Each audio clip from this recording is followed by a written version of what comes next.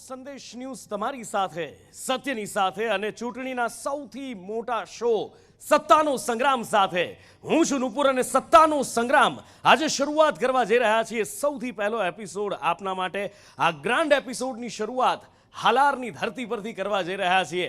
હાલારની ધરતી ખૂબ મહત્વ રહ્યું છે, ઐતિહાસિક રીતે પણ મહત્વ એટલું જ રહ્યું છે, રાજકીય રીતે પણ મહત્વ એટલું રહ્યું છે।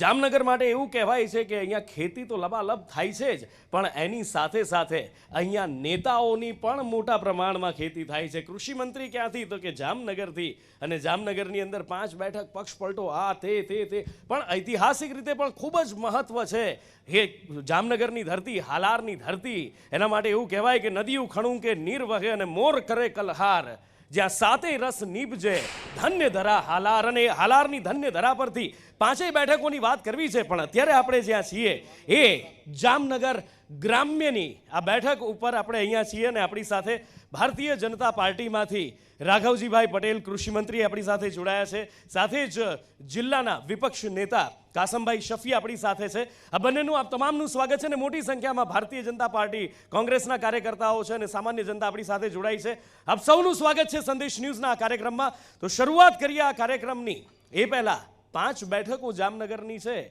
જામનગર ઉત્તર, જામનગર દક્ષિણ, કાલાવડ, જામનગર ગ્રામ્ય અને જામ જોધપુર। 2017ની જ્યારે ચૂંટણી હતી કોંગ્રેસ પાસે 3, ભારતીય જનતા પાર્ટી પાસે 2, પણ પછી રાઘવજીભાઈ 3 ભારતીય જનતા પાર્ટીની થઈ ગઈ। રાઘવજીભાઈએ ખેસ પહેરી લીધો ભારતીય જનતા પાર્ટીનો અને કોંગ્રેસ પાસે બચી છે 2, જામ જોધપુર અને કાલાવડ। ચિરાગ કાલરિયા અને પ્રવીણ મુછડિયા, પ્રવીણભાઈને અમે કોન્ટેક્ટ કર્યો પણ કોઈ કારણસર ન આવી શક્યા, આવ્યા હોત તો વધારે મજા આવત। પણ ચાલો શરૂઆત કરીએ આ શોની। રાઘવજીભાઈ, સૌથી પહેલો સવાલ, 5 વર્ષની કામગીરી, આમ તો અડધી કામગીરી કોંગ્રેસમાંથી અડધી ભાજપમાંથી, પણ કામગીરી તો લોકો માટેની થઈ છે। હવે રાઘવજીભાઈ, જામનગરની જનતા, જામનગરનું પાણી, ખુદ હાલારી, અને આમાં જનતા વચ્ચે જવાનું કોઈ ખોફ તો લગભગ નહીં હોય, પણ તૈયારી કેવી? જામનગર વિધાનસભા અને જામનગર તાલુકો મારી ચૂંટણીલક્ષી રાજકારણની શરૂઆત જ જામનગર તાલુકાની થઈ છે। 1985માં જ્યારે હું કાલાવડ વિધાનસભા મત વિસ્તારમાંથી ચૂંટણી લડ્યો હતો ત્યારે જામનગર તાલુકાના 45 ગામો આ વિધાનસભા વિસ્તારમાં કાલાવડમાં આવતા હતા। પછી ધ્રોલજોડિયામાં ચૂંટણી લડ્યો ત્યારે 24 ગામો જામનગર તાલુકાના આવતા હતા, અને પછી જામનગર ગ્રામ્ય વિધાનસભા મત વિસ્તાર બન્યો ત્યારે આખો જામનગર તાલુકો જામનગર ગ્રામ્ય વિધાનસભામાં આવે છે। ત્યારે તમે હિસાબ કરો કે 1985થી આજ સુધી જામનગર તાલુકાના ચૂંટણીના રાજકારણમાં હું છું। 15 વર્ષ સુધી જામનગર માર્કેટિંગ યાર્ડ હાપાનો હું 5 ટર્મ ચેરમેન બન્યો છું, અને જામનગર તાલુકા સાથેનો મારો આ 1985થી માંડી અને આજ સુધીનો નાતો અકબંધ જળવાઈ રહ્યો છે। અકબંધ જળવાઈ રહ્યો છે ને એમાં પણ કૃષિ મંત્રી તરીકે પણ શોભા વધારી રહ્યા છે અત્યારે જામનગરની, પણ એની સાથે સાથે અનેક પ્રશ્નો પણ છે જામનગર જિલ્લા તાલુકાને લઈને, જામનગર કોંગ્રેસને લઈને પણ। શરૂઆત ત્યાંથી કરીએ। કોંગ્રેસ મહેનત કરે છે, ઘણું બધું મળે છે, પણ પછી જળવાતું નથી જામનગરમાં। ભાઈ, હું તમારા માધ્યમથી મારી વાત મૂકવા માગું છું કે 2017માં જે ભારતીય જનતા પાર્ટી દ્વારા લોકો પાસે ગયા અને લોકોને જે નામે વાયદા કર્યા એ વાયદા મુજબ સત્તા ઉપર આવ્યા, અને સત્તામાં 5 વર્ષનો હિસાબ સાહેબશ્રીને સરકારને આપવાનું છે। વાત છે આ જામનગરની અને જામનગર રૂરલની પ્રજાની, તો જામનગર રૂરલની પ્રજાની અંદરમાં તમે જે વાયદા પૈકી ખેડૂત કિસાન છે, કિસાનમાં સરકાર કહે છે કે અમે 8 કલાક લાઇટ આપીએ છીએ, 8 કલાકમાંથી કેટલી વખત લાઇટ મળે છે, કેટલી વખત ટ્રીપ થાય છે અને કેટલી વખત ફોલ્ડમાં જાય છે। માત્ર એ જ નહીં, ચલો પહેલા આનો જવાબ લઈ લઈએ। સીધા જ કૃષિ મંત્રી છે અને ખેડૂતોની વાત આવી છે। રાઘવજીભાઈ, સવાલ આપણે સાંભળી લીધો, જવાબ આપવાનો છે।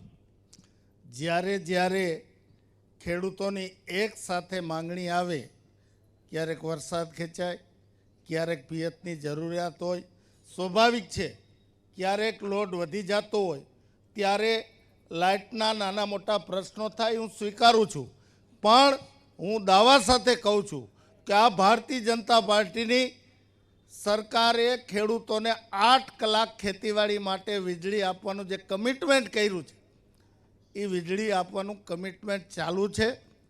નાના મોટા પ્રશ્નો હોય તો ત્વરિત એનો ઉકેલ પણ થાય છે. અમારા પક્ષના કાર્યકરો, અમારા આગેવાનો, ભારતીય જનતા પાર્ટીની સરકારના વીજ મંત્રી અને વીજળીનું તંત્ર આ પ્રશ્નો ઉકેલવા માટે સતત કાર્યશીલ છે. કુદરતે વરસાદ ખૂબ દીધો છે. બાકી હતું તે નરેન્દ્રભાઈ મોદીનું જે ડ્રીમ સ્વપ્ન હતું સૌની યોજના, એ સૌની યોજના મારફત લગભગ તળાવો, ચેકડેમો, સિંચાઈના ડેમો એ ભરી દેવામાં આવ્યા છે. ચાલો ભરી દેવામાં આવ્યા છે. આગળ કોંગ્રેસ પાસે જઈએ. કરણસિંહજી છે ને, કરણસિંહજી કિસાન મોરચાના ઉપપ્રમુખ છે ને, એમની સાથે જ વાત કરીએ. સૌની યોજના આવી ગઈ છે, ખેડૂતોને ફાયદો થાય છે, કૃષિમંત્રી દાવો કરી રહ્યા છે, ભારતીય જનતા પાર્ટીનો આ દાવો છે. ખેડૂતો સાથે આપ પણ સીધા જોડાયેલા છો. આ બધી વાતોમાં કેટલું તથ્ય, કેટલો દાવો, કેટલો સાચો, કેટલો ખોટો? પ્રધાનમંત્રી કિસાન સહાય યોજના જે હતી તેને બંધ કરીને મુખ્યમંત્રી કિસાન સહાય યોજના લાગુ કરવામાં આવી. મુખ્યમંત્રી કિસાન સહાય યોજનામાં પરિપત્ર મુજબ એમાં સ્પષ્ટપણે લખવામાં આવ્યું છે કે જ્યારે અતિવૃષ્ટિ થાય કે અનાવૃષ્ટિ થાય કે કમોસમી વરસાદ થાય તો 1 હેક્ટર દીઠ 20,000 અને 4 હેક્ટરની મર્યાદામાં 80,000 રૂપિયા ખેડૂતોને મળવાપાત્ર છે. મારે માનનીય કૃષિમંત્રીશ્રીને પૂછવું છે કે ધ્રોલમાં 2019નો જે પાક વીમો છે જે 25% પાસ થયેલો છે, જેની એક પણ પાય આજ દિવસ સુધી ખેડૂતોને મળી નથી. ઓકે, પાક વીમાનો સીધો જ પ્રશ્ન આવ્યો છે. કુમારપાળભાઈ આપની પાસે આવું, પણ સીધો સવાલનો જવાબ લેવો જરૂરી છે કૃષિમંત્રી પાસે. જુઓ, પાક વીમાના પ્રશ્ને હાઈકોર્ટમાં એ પ્રશ્ન પેન્ડિંગ છે. હાઈકોર્ટનો નિર્ણય આવશે ત્યાર પછી જ આગળની કાર્યવાહી થઈ શકે. અત્યારે એ મેટર સબજ્યુડિસ છે. પણ હું માન્ય કર્ણદેવસિંહને હું કહેવા માગું છું કે ગયા વર્ષે અતિવૃષ્ટિમાં ધ્રોલ, જોડિયા, કાલાવડ ને જામનગર ગામડું એકમ વ્યક્તિગત સર્વે કરવા જાય તો ઓને મળ્યું, ઓને ન મળ્યું. મુખ્યમંત્રીશ્રીની ઉદાર નીતિના કારણે હેક્ટરે 13,000 રૂપિયા અને 2 હેક્ટરની મર્યાદામાં 26,000 રૂપિયા આ 4 તાલુકાના ખેડૂતોને ડાયરેક્ટ એના ખાતામાં જમા કરવાનો જે વડાપ્રધાનશ્રીનો સંકલ્પ છે કે દિલ્હીથી અમે 100 રૂપિયા મોકલી 100 ખેડૂતના ખાતામાં જમા થાય, આ ધોરણે અમે જમા કરાવ્યા છે. વાત રહી પ્રધાનમંત્રી કિસાન સન્માન નિધિની વાત કરે છે તો એની પાસે માહિતી અધૂરી છે. પ્રધાનમંત્રી કિસાન સન્માન નિધિ મારફત દર વર્ષે ખેડૂતોના ખાતામાં 3 હપ્તે 2,000 રૂપિયા લેખે હપ્તા દીઠ સીધા ખેડૂતોના ખાતામાં ચૂકવાય છે. અને વાત રહી મુખ્યમંત્રી કિસાન સહાય યોજના, તો એ સહાય યોજનાના જે નિયમો છે એ નિયમો મુજબ સહાય જેને મળવાપાત્રી હોય એને મળે છે. ખેડૂતોનો હામી તરીકે હું જ્યારે રાજ્ય સરકારમાં બેઠો છું, અમારા વડાપ્રધાન નરેન્દ્રભાઈ મોદીનું ખેડૂતોની આવક ડબલ કરવાનું જે સપનું છે, ચાલો એ સપનું સાકાર થયું કે નહીં એની વાત કરીએ. પણ અહીં ઘણા બધા લોકો પણ છે ભારતીય જનતા પાર્ટીના, કોંગ્રેસના પણ. કોઈ પાર્ટીમાંથી પક્ષ વગરના કોઈ છે આમાંથી? હાથ ઊંચો કરો પાછળ. ભાઈ પાકું ને કોઈ પક્ષમાં નથી? ખેતી કરો છો? ખેતી કરો છો પાકું? સામાન્ય વ્યક્તિ કોઈ પક્ષમાં નહીં. ખેતી કરો છો? નથી કરતા. કઈ બીજું કોઈ ખેતી કરે છે? ખેતીના વ્યવસાય પક્ષમાં નથી ને? પાકું ને? પછીથી નીકળે નહીં હો ખેસવાળો ફોટો ફેસબુક પર. હા તો ભલે. અચ્છા, ખેતી કરો છો, આ 6,000 રૂપિયા આપે છે સરકાર વર્ષે, શું ફાયદો થાય? કાંઈ ફાયદો ન થાય. 6,000 રૂપિયા ભલે આપે કે ન આપે, પણ જે છે ને અમારે આપણે રીસર્વે કર્યું ને એમાં કેટલા ખેડૂતની કેવલી જમીનો આડાવરી થઈ ગયું છે અને અમારે અરજી જ કર્યા રાખવાની બધાને ખેડૂને. હાલો રીસર્વે નો એક હજી એક મિનિટ હજી ખાતામાં હજી આવ્યા નથી. શું નથી આવ્યું? કે 6,000 રૂપિયા એક ફરે મારા ખાતામાં એન્ટ્રી નથી થઈ અને મેં લીધાય નથી. હજી લીધા નથી કે આવ્યા નથી? આવ્યા નથી, મારે જોતાય નથી. પણ આજે આવ્યા નથી, જોતા નથી તો અરે પણ આ બગાડી ગયા એ સુધારી દો જેને સર્વે કર્યું. જમીનનો સર્વે સુધારવાની વાત છે. ચાલો ઓકે કુમારપાલજી આપની પાસે આવું. જમીનના સર્વેની વાત છે, તાલુકા પંચાયત સાથે આપ જોડાયેલા છો. હવે આ જમીનનો સર્વે, કોંગ્રેસે તો ખેડૂતો માટે 8 જે વચનો આપ્યા છે એમાં કીધું છે કે સરકાર આવશે તો જમીનનું અમે કરીશું રીસર્વે, બરાબર છે ને? હા, તો આ જે ખેડૂતનો પ્રશ્ન છે, હવે આવા ઘણા બધા હશે. વારંવાર કોંગ્રેસના મિત્રો દ્વારા ડિબેટની અંદર આ પ્રશ્ન મૂકવામાં આવી રહ્યો છે. આ કોંગ્રેસમાં નથી ભાઈ. હો, હાજી, પ્રજા મૂક્યો હશે, પણ તો પણ એમની જાણ માટે પણ તમને જવાબ આપી દઉં. જામનગર જિલ્લો એ સમગ્ર ગુજરાતની અંદર પાયલોટ પ્રોજેક્ટ હતો.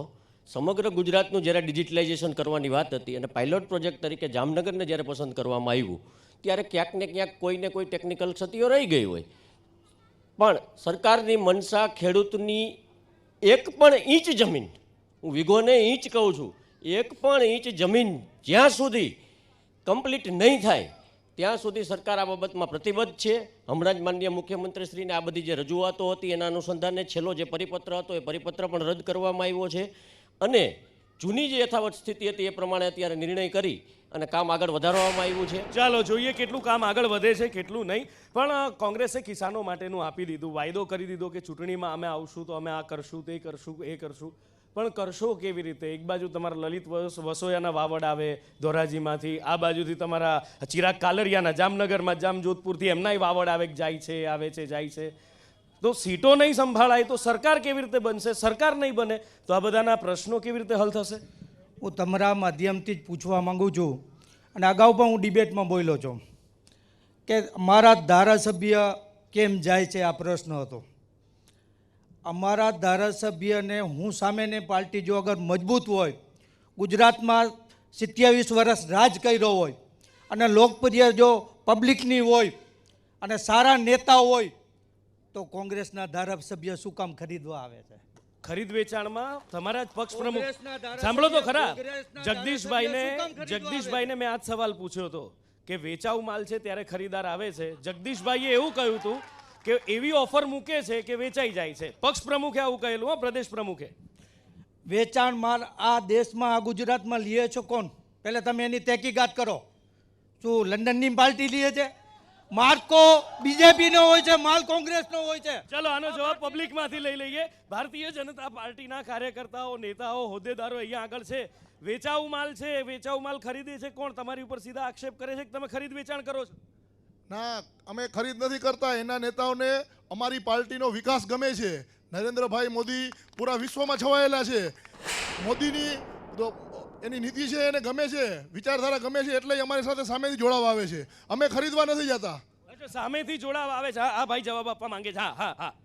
ખરીદ વેચાણની વાત કરતા હોય તો આપને જ્યારે દેશના વડાપ્રધાન પોતાના નામની વાત કરતા હોય તો ત્યારે એને પોતાને ભાજપની અંદર કોઈ સારો નેતા લડવા નથી મળતો. ત્યારે આ જામનગરની પરિસ્થિતિ તમે જુઓ કે 7 ધારાસભ્યને લોકસભાની અંદર જુઓ તો મૂળ કોંગ્રેસી છે, એને લેવા પડે છે. કારણ કે સત્તાની અંદર, હકીકતની અંદર મૂળ કોંગ્રેસી જ શાસન કરી શકે છે અને કોંગ્રેસના નેતા હોય એ જ લોકોના કામ કરે છે. ભાજપના નેતા પાસે કામ કરવાની સત્તા નથી, ખાલી ખુરશી સાફ કરશે અને ભાજપના પેટ પ્રમુખ બનશે.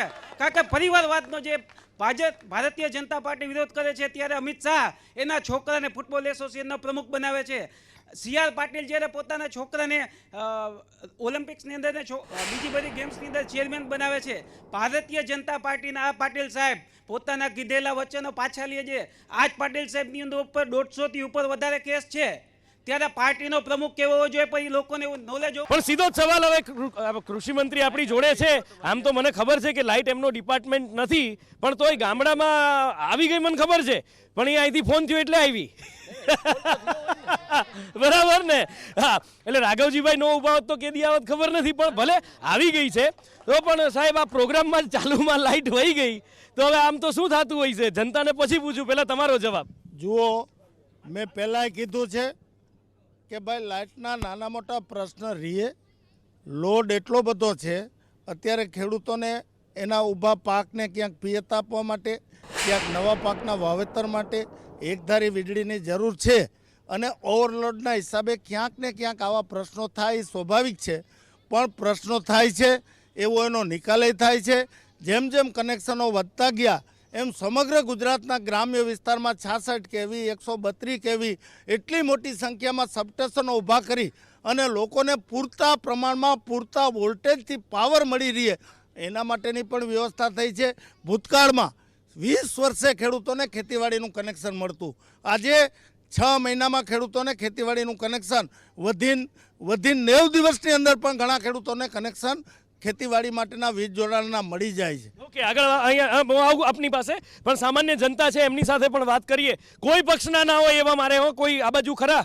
આ બાજુ તો બધા ભાજપ વાળા જ છે. આમાંથી કોઈ બીજા કોઈ આ ભાઈ સિવાય તમે તો કીધું બીજા કોઈ, હવે બીજાને તો બોલવા દો. પક્ષમાં કોઈમાં તમે રહ્યો છો ગામડામાં જ?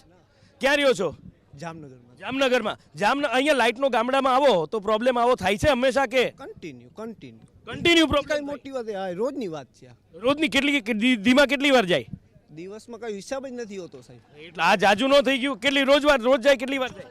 દિવસની અંદર 12 કલાક દિવસના હોય છે અને 12 કલાક રાતના 24 કલાકની અંદર સિટી મૂકી અને જે સીમના વિસ્તારો છે તેમાં કન્ટિન્યુઅસ 8 થી 10 વાર લાઇટ જાય છે. એથી વધીને અગર તમે જોતા હો ને એને જો પ્રૂફ જોતા હોય ને તો જો મીડિયાના એક પર્સનને જામનગરના સીમાવાળાના વિસ્તારમાં જો મૂકે ને તો ત્યાં તમે ખાલી તમે રેકોર્ડિંગ કરો 8 થી 10 વાર લાઇટ જાય જ છે ને જાય જ છે. એમાં કોઈ ભાજપવાળા હોય કે કોંગ્રેસવાળા હોય આ વાતથી વાકેફ છે બધા લોકો. અને એનો પ્રૂફ અત્યારે ડબલ એન્જિનની સરકાર છે. 2 ડબલ એન્જિન, આગળનો એન્જિન બંધ થઈ ગયું ને પાછળનો થઈ ગયું. અને જામનગરનો તો આઈસીયુમાં છે, વેન્ટિલેટર. ઓકે, હવે આ ભાઈનો પણ એક પ્રશ્ન છે, એમની સાથે વાત કરીએ. વીજળી સિવાયનો છે બીજો કોઈ પ્રશ્ન?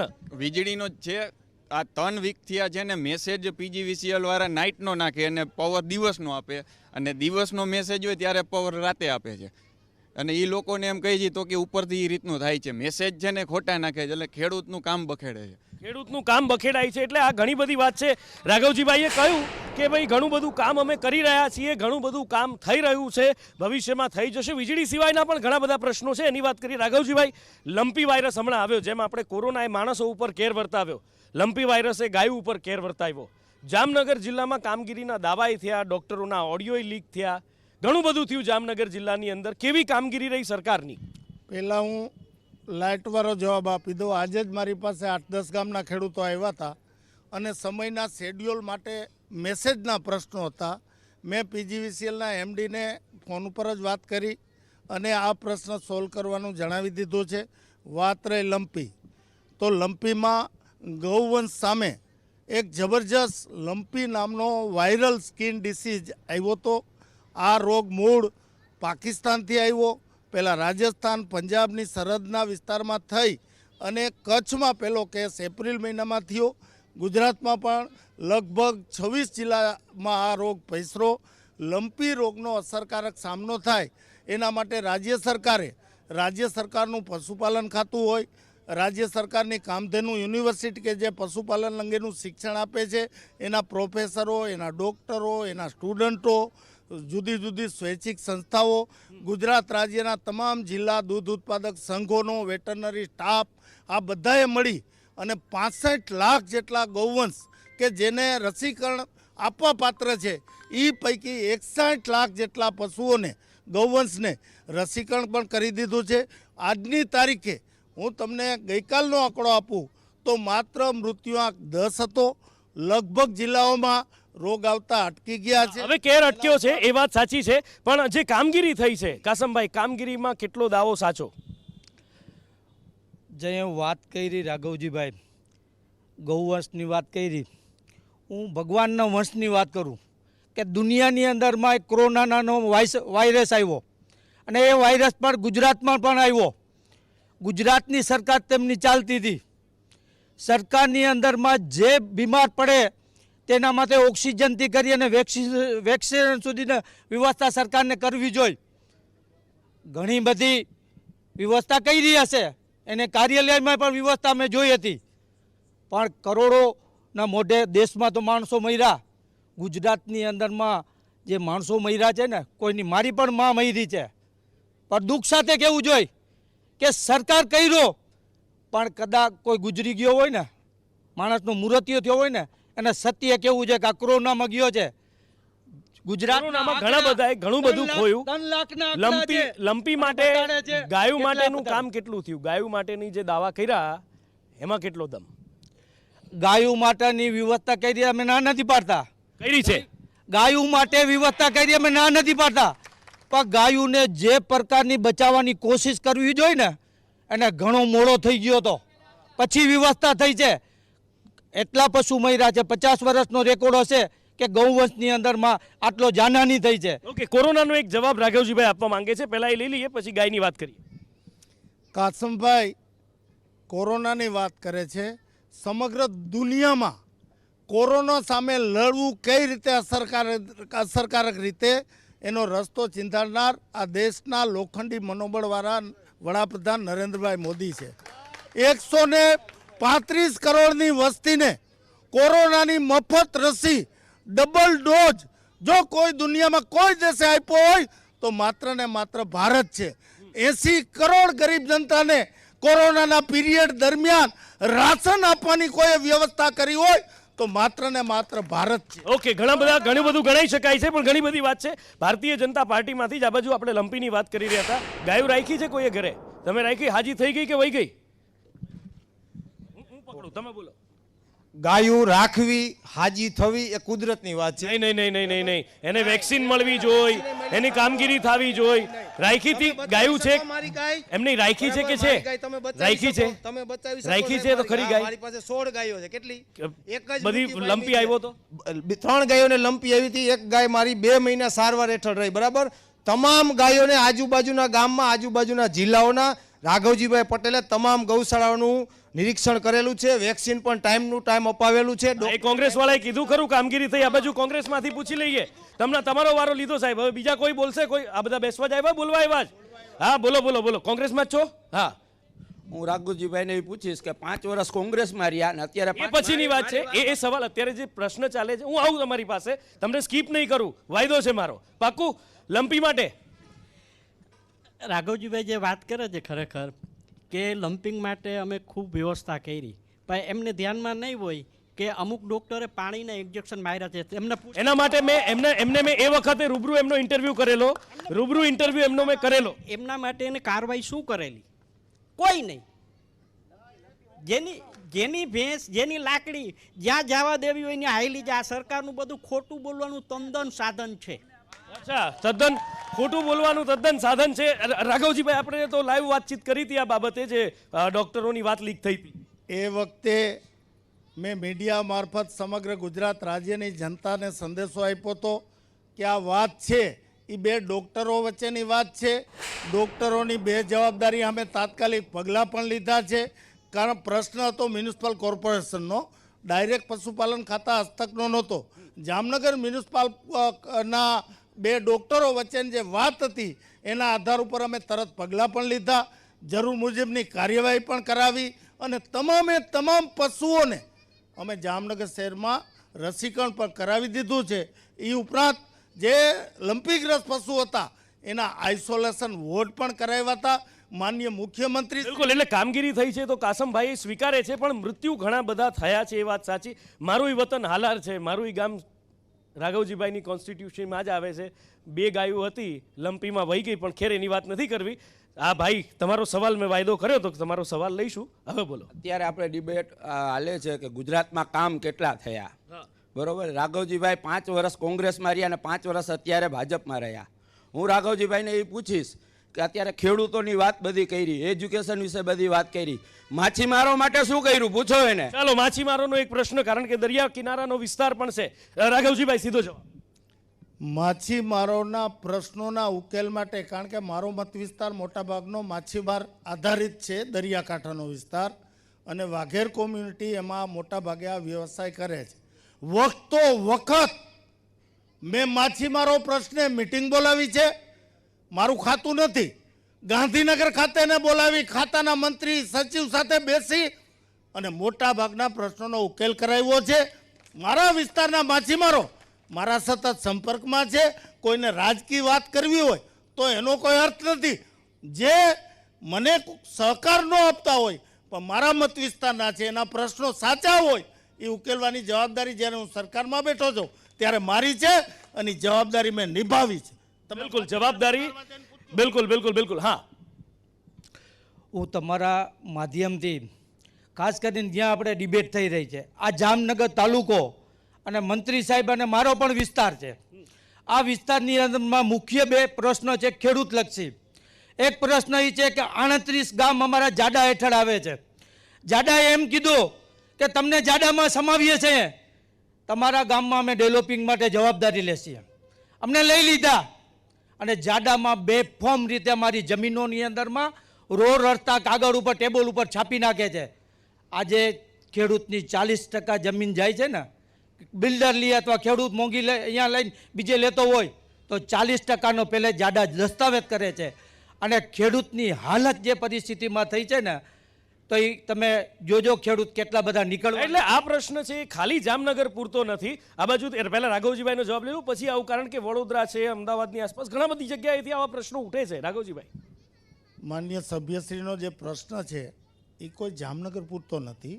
શહેરી વિકાસ સત્તામંડળોની રચના થાય છે, નીતિ નિયમ મુજબ એનો વિસ્તાર નક્કી થાય છે અને એ વિસ્તારમાં જે કરવાના થતા કામો શહેરી વિસ્તાર વિકાસ એટલે કે જાડા એના દ્વારા થઈ જ રહ્યા છે.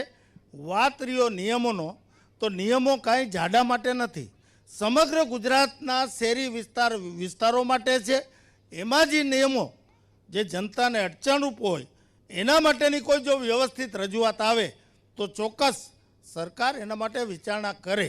પણ માત્ર જાડાને આક્ષેપમાં લઈ અને જાડા વિશે વાત કરવી એ વ્યાજબી. તો આ સરકારમાં મંત્રી છો, ભલે આપનો વિસ્તાર હોય ન હોય, પણ હંમેશા આપ રજૂઆત કરતા આવ્યા છો, તો આ રજૂઆત એક કરવી જરૂરી લાગે છે આપને?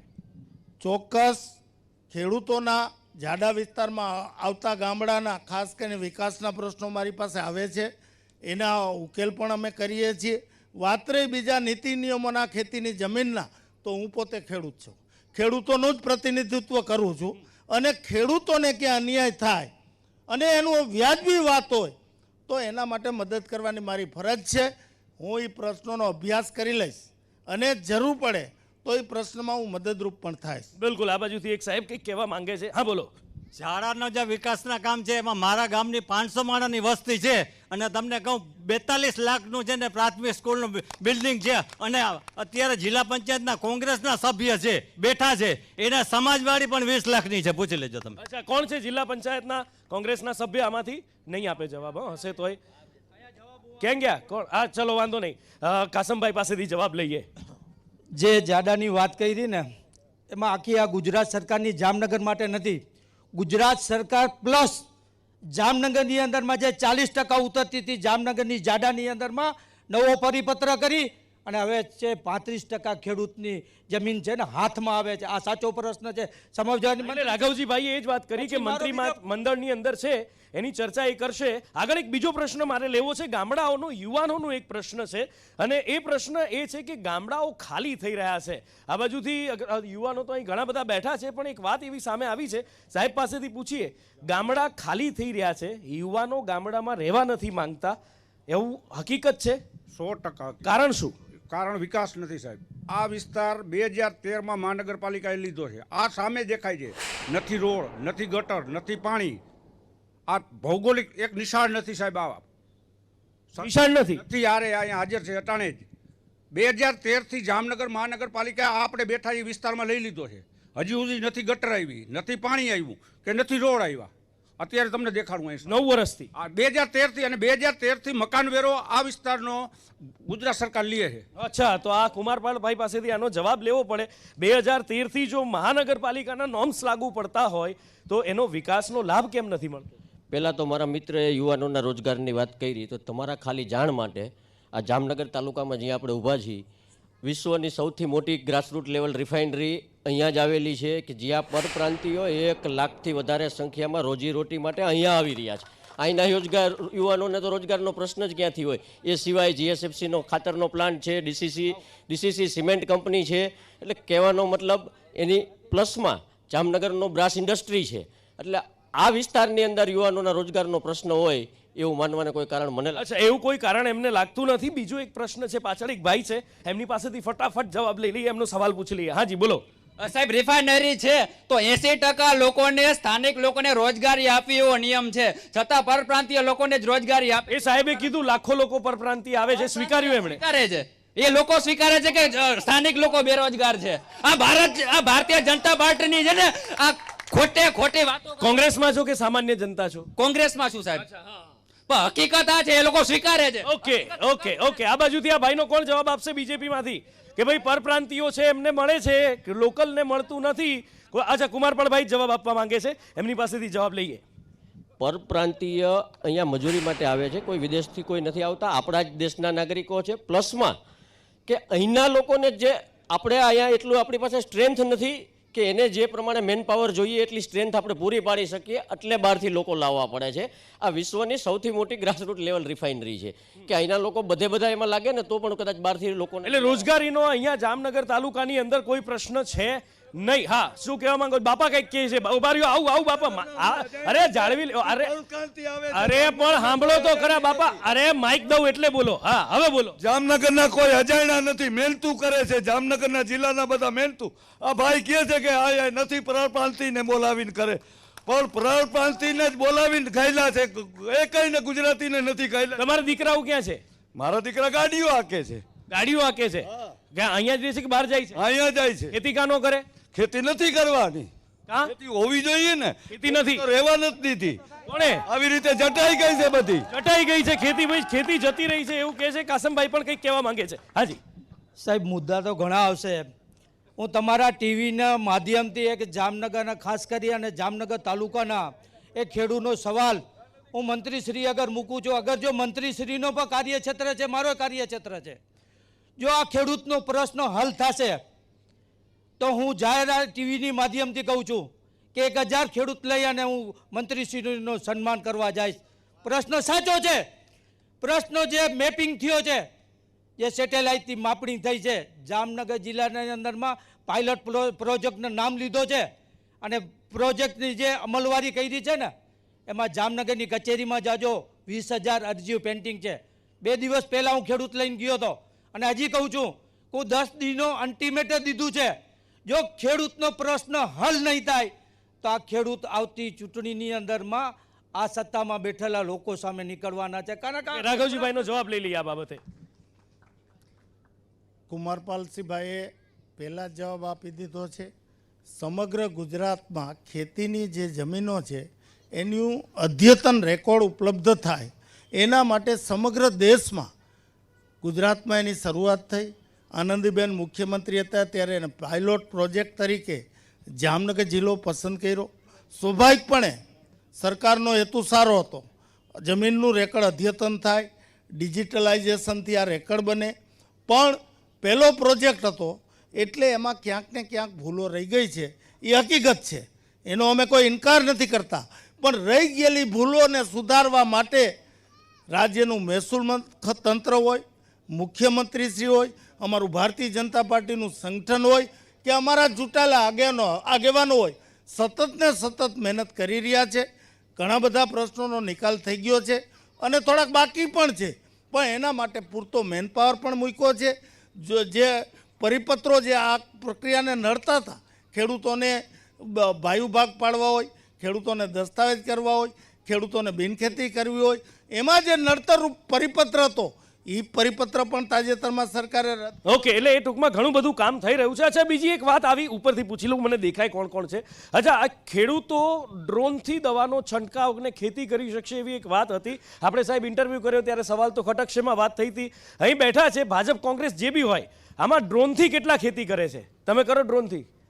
એટલે ખેતી ડ્રોનથી નથી કરતા? ચલો આમને પૂછી લઈએ. આ ડ્રોનથી ખેતી કરવાની વાત છે તો એ શક્ય છે ખરું એક સામાન્ય ખેડૂત માટે? જુઓ, ખેતીની અંદર નવી જે ઉપલબ્ધ જે છે એના કારણે જે ખેડૂતો છે એ રીતે સામે પ્રયત્ન કરે તો એ પણ શક્ય છે. પણ સાહેબ 2200, 2500, 5000, 3000નું ડ્રોન તો પોસાવવું જોઈએ ને. અચ્છા, કોણ શું કહેવા માંગતા હતા? બોલો. એની ડ્રોનમાં કેવી રીતે સ્કીમ છે? મારે ડ્રોન લેવું છે. ડ્રોન લેવું. ચલો સીધું જ આપના પ્રશ્નનું સમાધાન આપી દઈએ. રાઘવજીભાઈ પાસેથી વાત કરી લઈએ. હાજી. જુઓ, ખેતીમાં અદ્યતન સાધનો શોધાતા જાય છે. એ સાધનોના પરિણામે ખેડૂતને મેનપાવર બચે, શક્તિ બચે, સમય બચે, ખર્ચ બચે, એવા નવા સાધનો શોધાતા જાય છે. એ પૈકીની એક ડ્રોન પદ્ધતિ છે. ડ્રોન પદ્ધતિ ખેતીમાં ખેડૂતોને જો પોતાના પાકમાં જંતુનાશક દવા અને નેનો યુરિયાનો જો છંટકાવ કરવો હોય તો એ છંટકાવ માટે 5 એકરની મર્યાદામાં એકર દીઠ 1250 રૂપિયા એમ 12,500 રૂપિયા પ્રતિ ખેડૂત રાજ્ય સરકાર સહાય પણ આપે છે. હજી આ યોજના પ્રાયોગિક ધોરણે છે. જેમ જેમ ખેડૂતોને એમાં રસ પડતો જશે એમ ખેડૂતો આનો લાભ પણ લેતા જશે.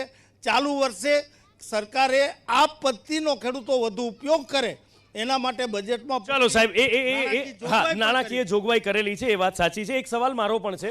આપણે હમણાં યુરિયાની વાત કરી, દવાની વાત કરી, બીજી બાજુ દેશમાં પ્રાકૃતિક ખેતીની વાત થાય છે. પ્રાકૃતિક ખેતીમાં ડાંગ જિલ્લો 100% પ્રાકૃતિક ખેતીવાળો થઈ ગયો. જામનગર માટે કોઈ પ્લાન ખરો કે નહીં, કે જામનગર ક્યાં સુધી થઈ શકે? જામનગર જિલ્લામાં પ્રાકૃતિક ખેતીનો વ્યાપ વધે એના માટે 2 મહિના પહેલાં માનનીય ગવર્નર શ્રી ખુદ આવ્યા હતા. પ્રગતિશીલ ખેડૂતો સાથે એને પરિસંવાદ રાખ્યો હતો. એને આના માટેની પૂરતી જાણકારી આપી હતી. રાજ્યના ખેતીવાડી ખાતેનો જે આત્મા વિભાગ છે એ વિભાગ દ્વારા આવા ખેડૂતોને વ્યવસ્થિત તાલીમ, માહિતી, મદદ અને માર્ગદર્શન પણ આપવામાં આવે છે.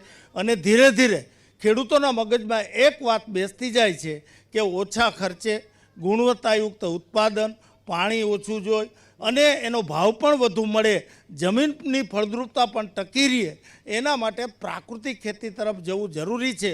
અને આ દિશામાં સરકાર અને પ્રગતિશીલ ખેડૂતો પૂરતા પ્રયત્નો કરી રહ્યા છે અને એના પરિણામે આ ખેતીનો વ્યાપ ધીરે ધીરે વધી રહ્યો. ચાલો જોઈએ ક્યારે વ્યાપ વધે છે, ક્યારે નહીં. કરણદેવસિંહજી કંઈક કહેવા માંગે છે. પ્રાકૃતિક ખેતીની જે વાત કરી, પ્રાકૃતિક ખેતી માટે પહેલાં જમીન ફળદ્રુપ હોવી ખૂબ જ જરૂરી છે. આપણે સૌ જાણીએ છીએ કે આજે કંપનીઓના જે પ્રદૂષણ છે એ પ્રદૂષણ જે ફેલાઈ રહ્યા છે, આકાશમાં જે અત્યારે ગેસ છોડવામાં આવી રહ્યો છે અને આજુબાજુની જમીનોમાં જે બોર કરી અને એમની અંદર પણ કેમિકલ ઠાલવવામાં આવી રહ્યા છે, જે કેમિકલ પ્રદૂષણ છે આજે કંપનીની આસપાસની જમીનો બંજર બનતી જાય છે. અને એક સર્વે પ્રમાણે જામનગરની એશિયામાં 7th most polluted ozone layer છે. ધ મોસ્ટ પોલ્યુટેડ ઓઝોન આપણી જે છે ને એ જામનગરની છે. તો એના માટે પહેલાં કાયદો સરકારે લઈ આવવો જોઈએ અને આ કંપનીઓ જે પ્રદૂષણ ફેલાવે છે તેને અટકાવવું જોઈએ. બિલકુલ. એને ઘણા બધા પ્રશ્નો છે, ઘણી બધી વાતો છે, ઘણી બધી ચર્ચાઓ થઈ શકે છે, પણ સમયની મર્યાદામાં પણ આપણે બધા બંધાયેલા છીએ. પણ જતાં પહેલાં આ મહેમાનોનો આભાર માનીએ એ પહેલાં જામનગરની એક વાત કરવી છે. ભાઈ, જામનગર વડાપ્રધાન હમણાં જ આવ્યા હતા ને એમણે કહ્યું ને કે ગુજરાતમાં આવો તો વ્રત લઈને, એટલે ઉપવાસ લઈને નહીં આવવાનું. અને હું આજે ઉપવાસ લીધા વગર જ જામનગરમાં આવ્યો. જામનગરની અંદર શરૂઆત આજે સવારે લાખોટા તળાવથી થઈ અને ત્યાં આગળ દાલ પકવાન ને પછી ફાફડા, ગાંઠિયા, જલેબી ને પછી આપણું કાઠિયાવાડી ખાણું અને જામનગરી કચોરી અને જામનગરી પાન. આજનો દિવસ તો અહીંયા પૂરો થયો અને એના પછી આ ચર્ચામાં સરસ મજાની તીખી, ચટાકેદાર, ખાટી મીઠી વાતો. બસ સમયના બંધનમાં બંધાઈને અત્યારે રજા લેવી છે આપનાથી. રાઘવજીભાઈ, કાસમભાઈ, કરણદેવસિંહજી, કુમારપાળભાઈ અને આપ સૌ અમારી સાથે જે જનતા જોડાયા, ખૂબ ખૂબ આભાર આપનો. Thank you so much. આવતીકાલે ફરી મળીશું આ જ સમયે અને મળીશું આપણે પોરબંદરથી, એ વાયદો. તો કાલે રાહ જોજો, હું આવીશ. પાછા મળીશું આપણે સંદેશના સત્તા સંગ્રામમાં. અત્યારે લઉં છું વિદાય. નમસ્કાર.